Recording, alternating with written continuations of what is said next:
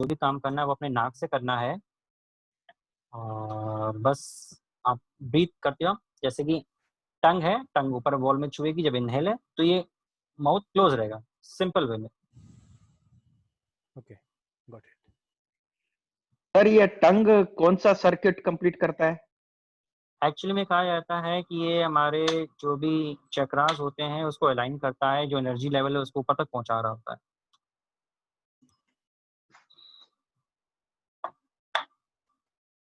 ठीक है सर, आगे बढ़े। ठीक है सर। चलिए आगे नेक्स्ट।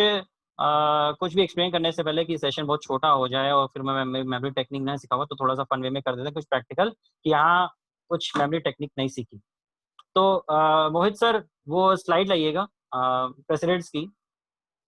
कौन सी सर? अगर कहीं आपके घर में बच्चे बैठे तो आप उनको भी साथ में बैठा सकते हैं और इस चीज को दिखा सकते हैं। कौन सी सर बोल रहे थे आप? अच्छा, सब लोग पेन कॉपी ले सकते हैं। मैं 2 मिनट का आपको टाइम दे रहा हूँ, सब लोग एक पेन कॉपी ले लीजिए। मैं वेट कर रहा हूँ आपसे। जैसे जैसे जिसका आप रेडी हो जाए यस लिख के बता दें चैट पे। सर ये वाली साइड ऑलरेडी पकड़े हाँ, हैं।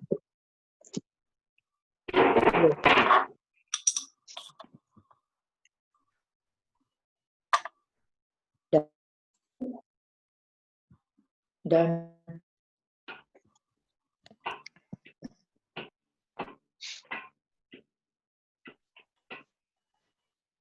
सबके हो गए, शुरू करें। यस। चलिए, तो ये लिस्ट ऑफ ऑल प्रेसिडेंट्स हैं और ये इस सीरियल ऑर्डर में लगे हुए हैं कि कौन सबसे पहले बना, फिर उसके बाद देन एंड देयर, और ये प्रेजेंट तक का। तो आज हम लोग जो सीखेंगे, उस दिन तो हम लोग ने एक स्टोरी बनाई थी एक नॉर्मल जंबल वर्ड्स की, रैंडम वर्ड्स की, जो मैंने मन में आए थे मैंने दे दिया और उसको बोला कि ये इसको रैंडम वे में बताओ, सीरियल वे में बताओ। अब अगर मैं बोलूं कि आपने प्रेसिडेंट जो है ये अभी हम 2 से 3 मिनट में सारे नाम याद हो जाएंगे, और इस तरीके से कि कभी भी मैं आपसे पूछ लूं तो आप बता दोगे कि इस नंबर पे ये आया, इस नंबर पे ये आया, इस नंबर पे ये आया। एक्साइटेड? शुरू करें। यस। तो हम लोग क्या करेंगे, कनेक्टिंग वर्ड्स कुछ फॉर्म करेंगे, कुछ मेमोरी पॉइंट्स फॉर्म करेंगे जो इनके नाम से मिलते जुलते होंगे। पहला नाम है डॉक्टर राजेंद्र प्रसाद, तो आप नंबर 1 पे लिख दीजिए राजा।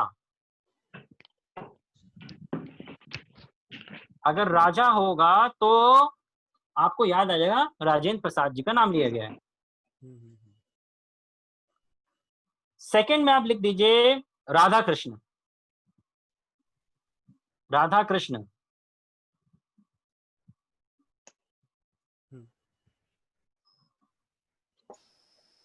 थर्ड में आप लिखिए खीर। खीर जो खाने में बनाते हैं ना हम, Yeah, sweet. खीर।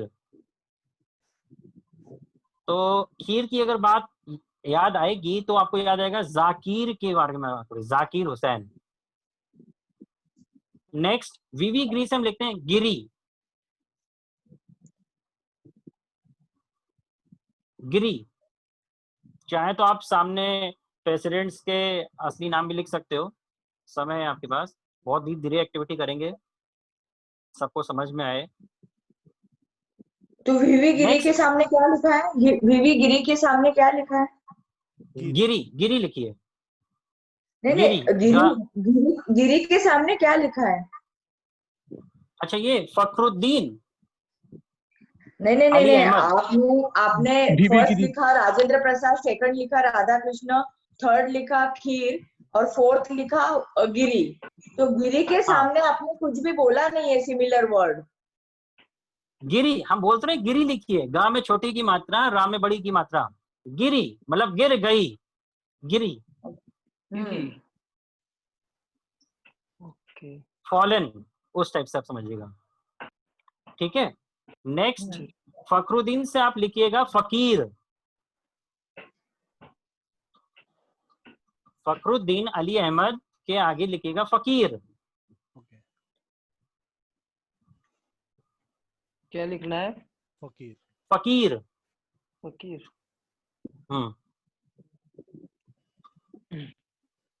नेक्स्ट लिखिएगा जीभ, मतलब टंग, लेकिन हिंदी में लिखिएगा जीभ। संजीवन रेड्डी, तो संजीव, संजीव तो हमने जीभ ले लिया।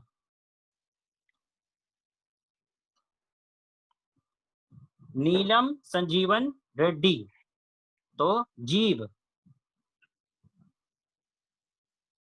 बहुत मजा आएगा इस एक्टिविटी में अभी आपको। ये मेरे को सिर्फ लिखवाने में समय लग रहा है, याद करने में बिल्कुल समय नहीं लगेगा आपको। नेक्स्ट जेल, जेल सिंह के आगे जेल, जो कैदियों की जेल होती है वो। जी। नेक्स्ट रामास्वामी के आगे लिख दीजिए श्री राम, श्री राम भगवान, श्री राम।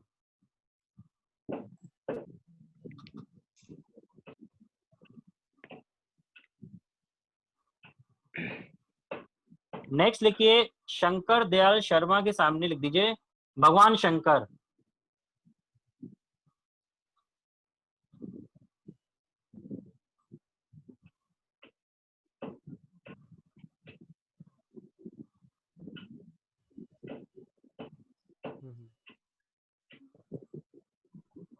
नेक्स्ट लिखिए के आर नारायण के सामने नारायण नारायण, जो नारद मुनि कहते थे ना, नारायण नारायण।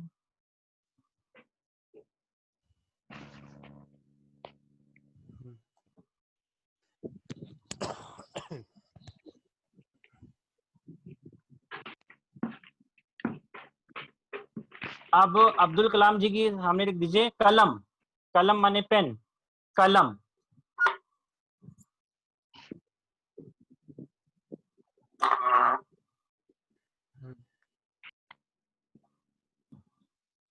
नेक्स्ट प्रतिभा पाटिल जी के सामने लिख दीजिए प्रतिभा, प्रतिभा।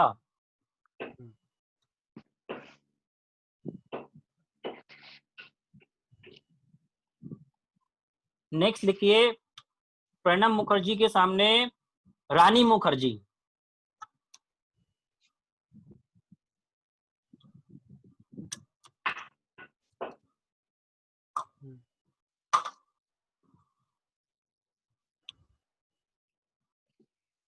और रामनाथ कोविंद जी के सामने लिख दिए गोविंद गोविंद, या गोविंद बोलो हरि गोपाल बोलो, जो भी आप सही लिखना चाहें। गाना गोविंद गोविंद गोविंद।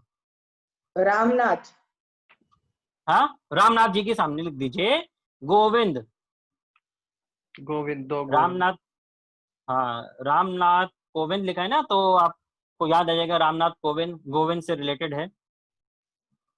ठीक है, शुरू करें अब। यस मैजिक, बिल्कुल। आंखें बंद कर लीजिए।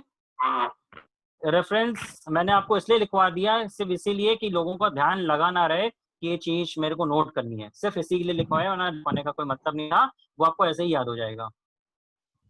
ठीक, शुरू करते हैं। सबने अपनी आंखें बंद कर ली? बिल्कुल सर। ठीक है, हम स्टोरी शुरू करते हैं कि एक बार एक महान राजा ने, बस स्टोरी आपने याद करनी है। एक बार एक महान राजा ने अपने यहाँ कथा करवाने का सोचा, तो राजा ने कथा कराई राधा कृष्ण जी की।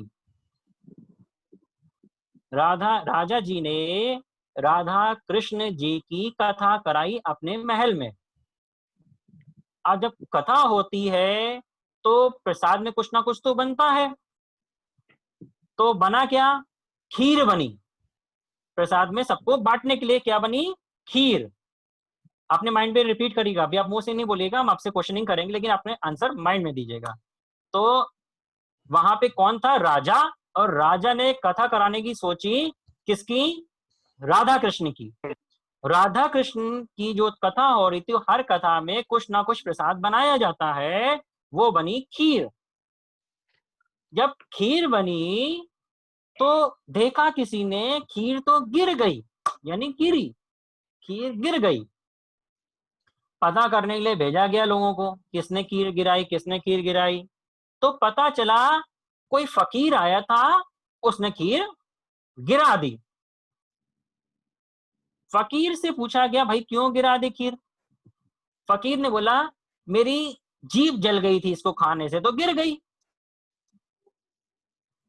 फकीर की जब जीभ जली, खीर गिर गई, तो राजा को गुस्सा आया, तो राजा ने क्या किया, फकीर को जेल में डाल दिया। कहां डाल दिया? जेल में। एक बार मैं रिपीट कर रहा हूं,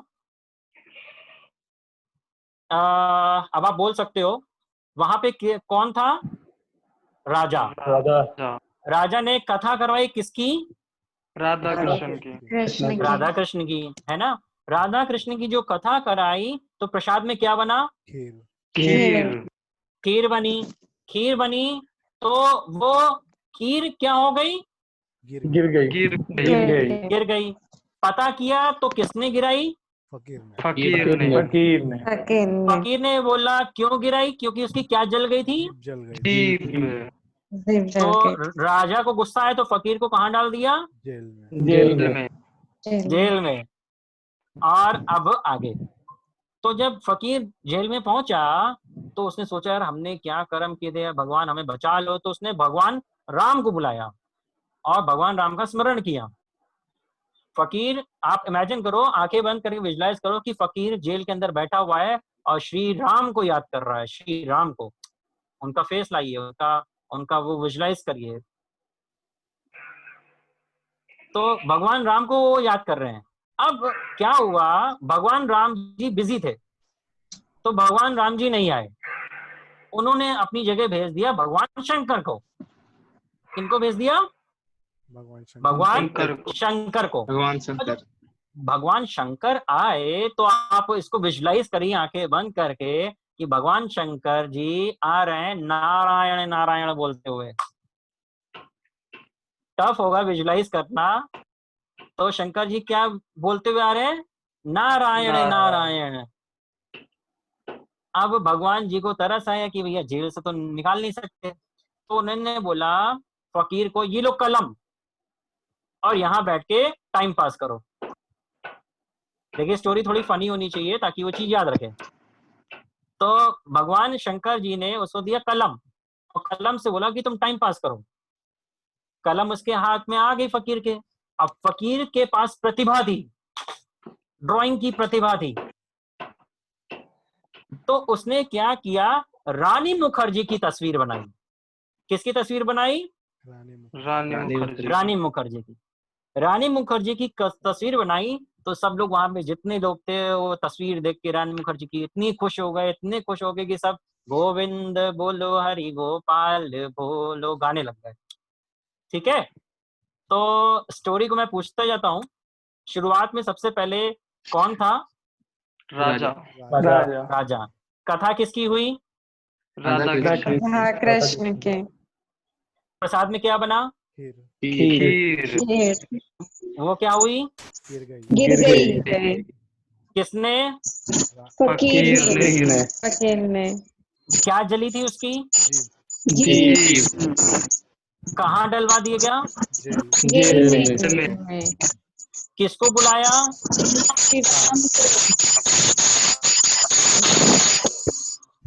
भगवान राम को।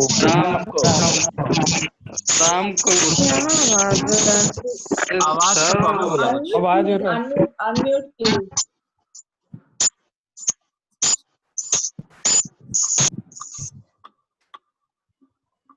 चलिए, शायद सबके ऑडियो एक साथ ऑन हो रहे थे, शायद प्रॉब्लम आ रही थी, तो मैं ही रिपीट कर देता हूँ। तो कोई 2-3 लोग ऑन कर लें तो मजा आएगा फिर बोलने में, बाकी लोग सुनने वाले।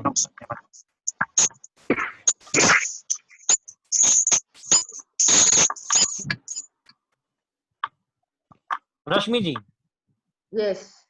रश्मि जी, तो Yes? भगवान राम को बुलाया तो कौन आए? शंकर। भगवान शंकर आए। और भगवान शंकर जी क्या बोलते हुए आए? नारायण।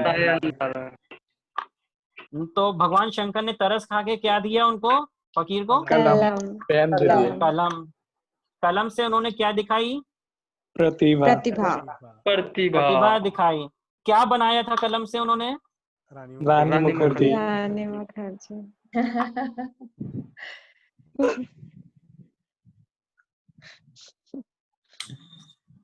अरे बताया नहीं, याद नहीं किया। रानी मुखर्जी है। गोविंद बोलो, हरी हाँ गोपाल बोलो। गोपाल बोलो। चलिए, तो सबको स्टोरी याद हो गई? यस बिल्कुल। यस कल अगर पूछी जाए तो भी याद रहेगी? यस जरूर जरूर। एक हफ्ते बाद भी या यस। हाँ याद रहेगी, क्योंकि हम लोग ने इसको हैप्पी माइंड से याद किया, स्ट्रेस बिल्कुल नहीं लिया और लेफ्ट ब्रेन का बहुत ही कम उपयोग किया, सारा काम राइट ब्रेन से काम किया। मेरे को अगर अभी समय और मिल पाया तो मैं राइट ब्रेन और लेफ्ट ब्रेन का यूज बहुत अच्छे से समझाना चाहूंगा। बहुत इंपॉर्टेंट फैक्टर है एक बच्चे के लिए, एक बड़े के लिए भी। तो अभी जितना भी कहा कि हमें moral of story is without stress, if you remember anything, it will remember quite well. जी जी जी प्लस इसमें एक और काम आपने किया कि विजुलाइज किया, आंखें बंद करके उनकी इमेज बनाई। तो इमेज फॉर्म जब हम करते हैं किसी भी मेमोरी की तो वो ज्यादा समय तक रिटेन रहती है। चलिए अब हम लोग पॉइंट पे आते हैं। तो जो स्टोरी याद करी, तो सबसे पहले नंबर पे राजा थे। तो सबसे पहले प्रेसिडेंट का नाम क्या हुआ? राजेंद्र प्रसाद। डॉक्टर राजेंद्र प्रसाद। नेक्स्ट जो प्रेसिडेंट थे उनका नाम राधा कृष्ण थे, उसमें तो डॉक्टर सर्वपल्ली राधाकृष्णन। नेक्स्ट जो प्रेसिडेंट थे वो कौन से थे? जाकिर हुसैन। खीर से तो जाकिर हुसैन। जाकिर हुसैन। फिर खीर गिर गई तो वीवी गिरी। वीवी गिरी। किसने गिराई गिर? फकीर ने। तो प्रेसिडेंट का नाम हुआ फखरुद्दीन अली अहमद। अब जब खीर गिर गई तो क्यों गिरी? जीप जलने की वजह से गिरी थी। तो संजीव, संजीव हम याद कर रखे ना, तो नीलम संजीव रेड्डी। ठीक। नेक्स्ट उसको जेल में डलवा दिया तो जेल सिंह। नेक्स्ट हाँ, भगवान राम को याद किया तो हमने भगवान राम को कनेक्ट किया था रामास्वामी वेंकटरमन से, तो रामास्वामी वेंकटरमन जी। अब भगवान राम तो आए नहीं तो शंकर जी आए, तो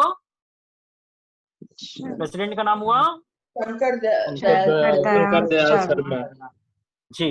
अब वो क्या बोलते हुए? नारायण नारायण। तो प्रेसिडेंट का नाम हुआ के.आर. नारायण। अब उन्होंने उनको कलम दी गिफ्ट में, तो प्रेसिडेंट का नाम हुआ APJ अब्दुल कलाम। उन्होंने प्रतिभा दिखाई तो प्रेसिडेंट का नाम हुआ अब फोटो किसकी बनाई? रानी मुखर्जी की, तो नाम हुआ और गोविंद बोलो गाने लग गए तो रामनाथ गोविंद। मजा आया? Yes sir. जिसको जिसको मजा आया हो एक बार यस लिख के भेज दे, हमें अच्छा लगेगा कि हाँ सच में मजा आया।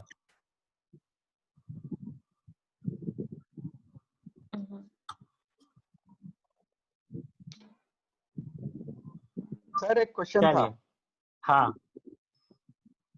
पूछिए पूछिए। देखो हाँ अभी अभय सर हैं? हमने हाँ मैं अभय सर हूँ। जी जी। तो देखिए मेरा एक पर्सनल एक्सपीरियंस है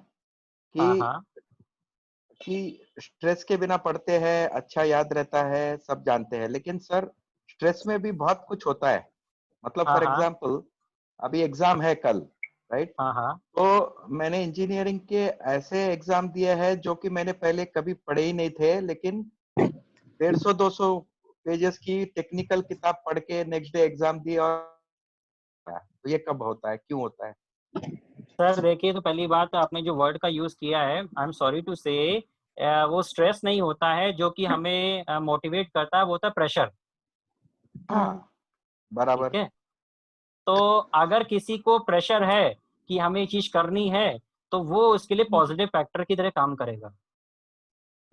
लेकिन अगर आप बोलोगे स्ट्रेस है, माइंड बिल्कुल जंबल है, बिल्कुल स्ट्रेस का देखिए मीनिंग ऑफ दोनों हमें सुनने में लग रहा है कि जब हम पढ़ाई करते हैं तो स्ट्रेस, क्योंकि हैबिचुअली इस वर्ड को बोला जाता है तो हमें लगता है जो हमें पढ़ाई के समय जो भी एक बर्डन लगता है, माइंड में लोड लगता है, उसको हम stress is a different factor, उसकी मीनिंग डिफरेंट है।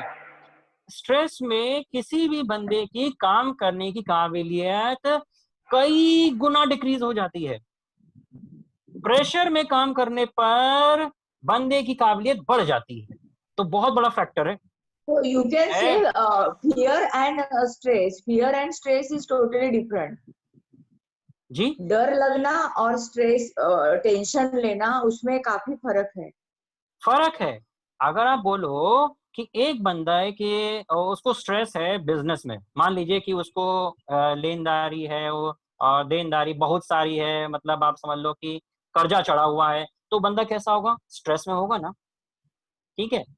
और एक बंदा है उसके ऊपर प्रेशर है, अरे हमें ये तो करके दिखाना है, हमें तो यहाँ पे ये अचीवमेंट करनी है, प्रेशर है, कंपटीशन का प्रेशर है, सर्वाइवल का प्रेशर है।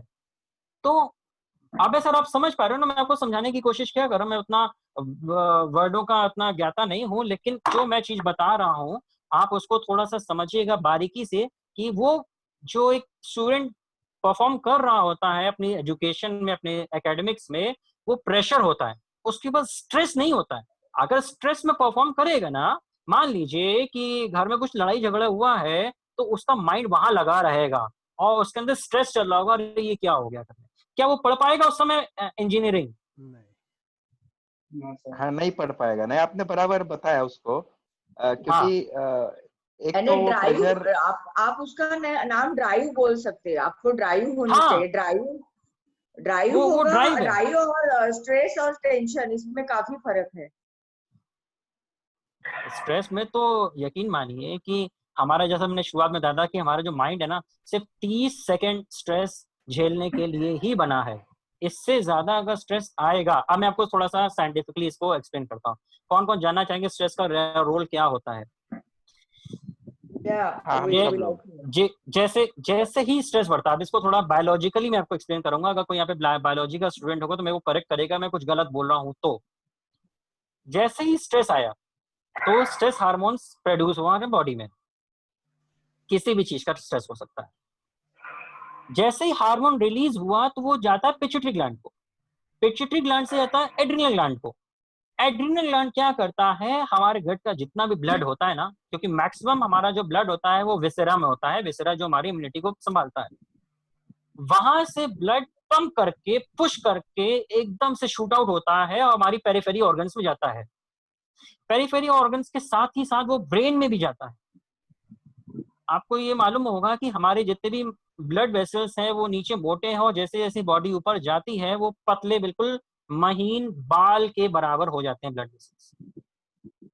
तो जैसे ही वो ब्लड शूट आउट होता है तो हमारा ब्लड ब्रेन में जाता है और वहां पे हमारी नसें एक तरह से बल्जिंग, वो थोड़ा सा फूलने लग जाती है। जैसे ही वो ब्लड की क्वांटिटी एकदम से बढ़ती है ना, कहते हैं रोग मेरा, हाँ, तो हमारा जो विवेक है ना, हम इंटेलिजेंट वे में हमारा बिहेवियर कम हो जाता है।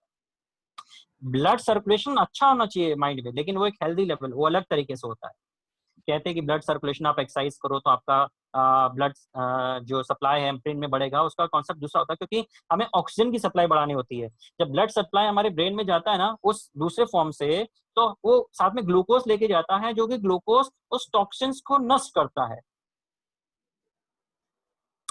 और जब ऑक्सीजन जाता है हमारे उस ब्लड वेसल्स में, तो वहां पे जो जिसको बोलते हैं ब्रेन फॉगिंग या ब्रेन लॉगिंग, तो उसको एक तरह से रिलीज कर देता है, वो पुश आउट कर देता है टॉक्सिन के रूप में बाहर बॉडी के। लेकिन ऐसे जब स्ट्रेस में हमारा जब ब्लड एकदम से आता है तो बहुत हाई क्वांटिटी में आता है, वहां पे फिर हमारे कॉर्टिसोल बनने लग जाते हैं, जो कि हाइपोथैलेमस के, सॉरी, हिपोकैम्पस के उसके टिश्यूज को, ऑर्गन्स को थोड़ा सा इफेक्ट करता है, जैसे हमारी मेमोरी पावर और ये लर्निंग एबिलिटी डिस्टर्ब हो जाती है। तो बेस्ट है कि हम प्रेशर का यूज करें, या जैसे मैम ने बोला कि एक ड्राइव है उसका यूज करें टर्म का, स्ट्रेस नहीं होता उस समय। अबे सर मैं क्लियर कर पाए इस चीज को? हाँ, क्लियर कर पाए, लेकिन क्या होता है ना सर कि वो जो फोकस तभी आता है, वो हाँ, तभी आता है, लेकिन वो रिपीट बाद में नहीं कर सकते हम लोग। मतलब अभी मैं कोशिश करता हूँ उतना फोकस लाने का, हाँ, लेकिन हाँ, उतना फोकस नहीं आता है जब जितना फोकस तभी था। ठीक ठीक ठीक ठीक है। एक एग्जाम्पल मैं आपको समझाना चाहूँ। ये ऐसा क्यों होता है? क्योंकि एक फैक्टर होता है, इसको बोलते हैं वाई फैक्टर। ठीक है, वाई फैक्टर क्या होता है? वहां पे करो या मरो वाली सिचुएशन होती है। अब मान लीजिए कि आपके सामने, अदरवाइज मत लीजिएगा, किसी के सामने, अच्छा 9 मिनट्स में सेशन एक्सपायर होने वाला है, तो चलिए ठीक है, मैं एक छोटी सी लाइन में एक्सप्लेन करता हूँ इस चीज को एग्जाम्पल से, कि आपके सामने या किसी के भी सामने 3-4 एक बॉडी बिल्डर सामने खड़े हैं और उनको मैं बोल रहा हूँ कि उनसे लड़ो, तो बोलेगा पागल है क्या, इनसे पिटना है क्या, मार खानी है क्या, मैं दिमाग थोड़ा ना खराब है, इनसे आके लड़ूंगा। लेकिन अगर वाई फैक्टर हुआ कि अगर उसने किसी लेडीज को जो कि आपसे या आपकी फ्रेंड है उसको छेड़ा है, तब आपके अंदर वो वाई फैक्टर आ जाता है ना कि उनसे आके भिड़ने का, या अगर नहीं भिड़ने का बस हम जाके एक तरह से वर्बल आर्ग्यूमेंट में करने का। तो ये वाई फैक्टर एक ड्राइव, जैसे मैम ने बताया, वो ड्राइव होती है जो हमें उस समय पे काम देता है। Drive depend upon your circumstances and situation. जी जी, ठीक है। चलिए, तो अभी इस सेशन को, अब कोई क्वेश्चन आंसर अगर सेशन है, रॉबिन सर? हाँ जी, हाँ सर। yes, अभी I'm here. नेक्स्ट सेशन जी 9 मिनट ही रह गए हैं, मेरे ख्याल से नेक्स्ट सेशन का अब और ज्यादा एक्सटेंड नहीं करेंगे, तो जी। मैं राइट ब्रेन और लेफ्ट ब्रेन को ही एक्सप्लेन कर देता हूँ फिलहाल। बिल्कुल बिल्कुल। और आगे जो टूल्स हैं वो थोड़े से लंबे हैं, और शायद इतने दौरान में एक्सप्लेन नहीं हो पाएंगे, आधे में छूट जाएंगे लोगों के। ओके, तो राइट और लेफ्ट ब्रेन कर लेते हैं। हाँ, तो राइट और लेफ्ट ब्रेन, जैसे हम बात कर रहे थे कि आपने अभी जितना भी काम किया ना, अभी जो प्रेसिडेंट्स को अभी याद कर रहे थे, वो मैक्सिमम काम 90% आप राइट ब्रेन से ही कर रहे थे। लेफ्ट ब्रेन से तो सिर्फ आप जो उसके टेक्स्ट पढ़ रहे थे। तो ऐसा क्यों होता है कि जो राइट ब्रेन की जो मेमोरी होती है वो इतनी स्ट्रांग होती है, उसको आप जल्दी से याद कर पाते हो और वो हैप्पी स्टेट में हो जाती है और उसके बाद कोई लोड भी नहीं पड़ता। ऐसा क्यों होता है? हम कभी भी किसी आदमी का, जैसे मान लीजिए, नाम पूछते हैं, तो वो लेफ्ट ब्रेन में उसका टेक्स्ट फॉर्म में नाम सेव होता है और जो उसकी इमेज होती है वो राइट ब्रेन में सेव होती है। इसी वजह से जब आप उसको याद करते हो ना कि इस बंदे को कहीं देखा है, उसकी शक्ल तो याद आ रही है लेकिन नाम याद आ रहा, क्योंकि जो नाम सेव हुआ था वो लेफ्ट हेमिस्फीयर में सेव हुआ था और जो राइट हेमिस्फीयर में वो उसका इमेज सेव हुई थी। इसीलिए आपको राइट ब्रेन से इंफॉर्मेशन लेना बहुत इजी हो जाता है। अभी अगर मैं आपसे बोल दूं कि जेल के बाद क्या था, तो आप इमेजली बता दोगे जेल के बाद क्या था, वो भगवान राम थे। और भगवान राम कौन थे? श्री वो वेंकट स्वामी रामानुजम, स्वामी वेंकटरमन। तो इमीडिएटली आप तुरंत 20 से भी किसी प्रेसिडेंट का नाम बता सकते हो कि शंकर दयाल शर्मा के बाद कौन थे, तो वो थे के.आर. नारायण। तो आपको अगर 20 से भी मैं पूछ रहा हूं तुरंत बता पाते हो कैसे? वो भी कितनी देर आपने याद करी? मात्र 1 या 2 मिनट में याद किया। सिर्फ ये सारी एक्टिविटीज एक्सप्लेन करने के लिए यही होती हैं कि राइट ब्रेन से अगर हम काम करें ना, अगर एकेडमिक्स में भी काम कराया जाए तो बहुत इजी भी होता है। इसका पूरा कोर्स होता है, एक मेरा वीडियो पड़ा हुआ है यूट्यूब पे, किसी का ये subconscious mind is working towards right side. That means subconscious mind is working towards right side and it is all imaginary. नहीं, सबकॉन्शियस माइंड ये नहीं है कि वो राइट हेमिस्फीयर पे होता है और कॉन्शियस माइंड आपका लेफ्ट हेमिस्फीयर, वो कॉन्सेप्ट अलग है। सबकॉन्शियस माइंड का जो कॉन्सेप्ट है वो अलग है, राइट और लेफ्ट हेमिस्फीयर का कॉन्सेप्ट अलग है।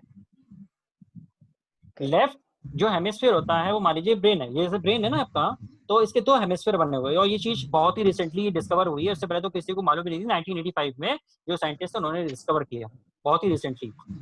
तो लेफ्ट हेमिस्फीयर का जो काम होता है वो लॉजिकली होता है, रीजनिंग का काम होता है, टेक्स्ट फॉर्म में जो भी चीजें होती हैं वो होती है। और जो राइट हेमिस्फीयर होता है वो क्रिएटिव होता है। जितने भी आर्टिस्टिक काम्स होते हैं, जितने भी आप समझ लीजिए क्रिएटिव काम्स होते हैं, वो सारे काम राइट हेमिस्फीयर हमारा करता है। जितनी भी विजनरी चीजें होती हैं वो सब राइट हेमिस्फीयर में होती हैं। तो अगर मैं ये बोलूं कि राइट हेमिस्फीयर इंपॉर्टेंट है और लेफ्ट हेमिस्फीयर ज्यादा इंपॉर्टेंट नहीं है, तो ये कहना सरासर गलत होगा। दोनों का यूसेज बराबर आना चाहिए। मैं राइट हेमिस्फीयर पे फोकस इसलिए ज्यादा कर रहा हूँ, उसका रीजन ये है, आप सब लोग ध्यान से सुनिएगा क्योंकि लेफ्ट हेमिस्फीयर का उपयोग ऑलरेडी हमें आता है, हमारी एजुकेशन सिस्टम उसी तरीके से बनी हुई। नहीं लेकिन सर लेफ्ट हेमिस्फीयर का हमको सिखाया जाता है, we are learning left side but we are not remembering that is the main problem. क्या बात कर रही है? मैथ्स के जितने भी आपको, आप समझ लीजिए कि अभी सम टेक्स्ट है, कैलकुलेशन, नेम है, टेक्स्ट है, नेम है, या सब हिस्ट्री है, वो सीक्वेंस से रिमेम्बर करना है तो लेफ्ट साइड में स्टोर होगी और वो हमको याद नहीं रहती क्योंकि वो इमेजिनरी नहीं है ना उधर। ठीक है, थोड़ा सा आप कंफ्यूज हैं। आप कौन बोल रहे हैं? रश्मि।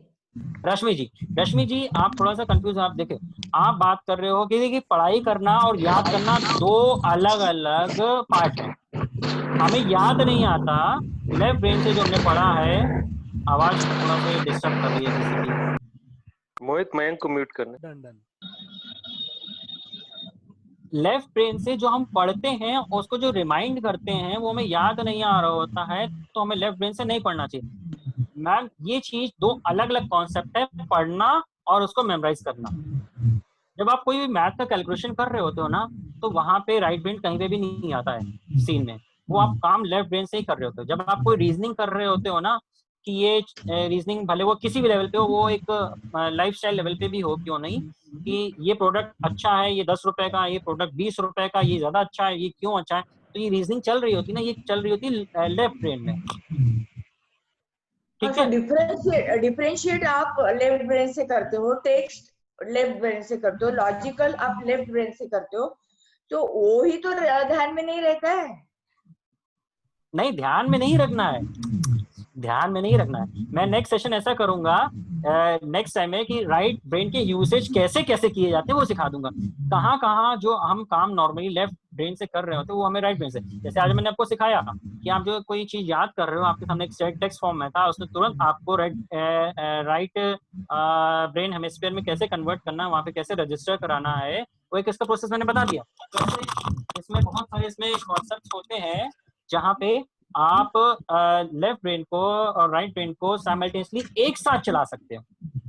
मैंने पिछले सेशन में sir sorry to interrupt. Right brain very fast और क्विकली एब्सॉर्ब करता है because there is imaginary feel रहता है, आर्टिस्टिक फील रहता है, क्रिएटिव फील रहता है, that will immediately accept and absorb very quickly. तो लेफ्ट साइड में तो वैसा होता ही नहीं है। नहीं मैम, मैं दो प्रोसेस को आप मिक्स कर रही हैं। आप बोल रहे हो उससे जल्दी याद हो जाता, याद दोनों से होता है। मेमोराइज करना राइट ब्रेन से इजी होता है, मैं बस इतना समझाना है, मतलब रिकॉल करना। जैसे आप किसी का नाम, आप फोटो देखते हो ना, आपको नाम याद नहीं आता, आप उसकी इमेज याद कर लेते हो, तो आप वापस वो इंफॉर्मेशन दोबारा उठा रहे हो। नहीं लेकिन इमेज फॉर्म होती है right side, no image form right side होती है, इसीलिए आपको ध्यान इमेज रहती है, नाम नहीं रहता है।